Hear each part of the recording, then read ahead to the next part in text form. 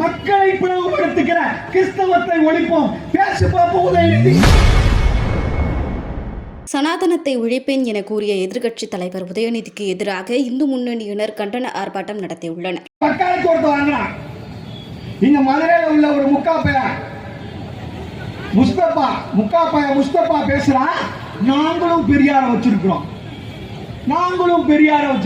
திமுக காரன் நாங்களும் பெரியார வச்சிருக்கோம். அவருக்கு ஐட்டம் ஆளாளுக்கு வச்சுக்கிட்டு நாங்களும் பெரியார வச்சிருக்கோம். இந்த முஸ்தபாவை கேட்கிறேன், நீ நல்ல ஆம்பளையா இருந்தா நீ சனாதனத்தை ஒழிப்போன்னு சொல்றீல. இன்னைக்கு காலையில ஒரு வீடியோ பார்த்தேன்.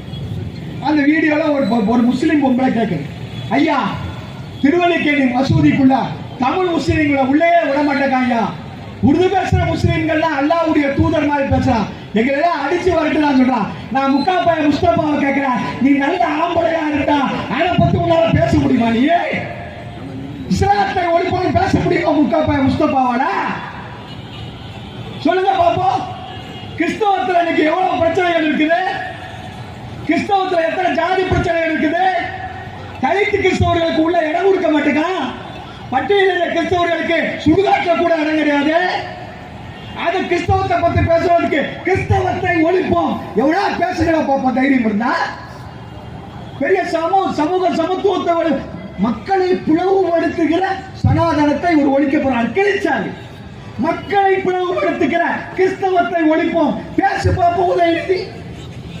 மக்களை பிளவுபடுத்துகிற இஸ்லாத்தை ஒழிப்போம் பேசுவான முஸ்தபா.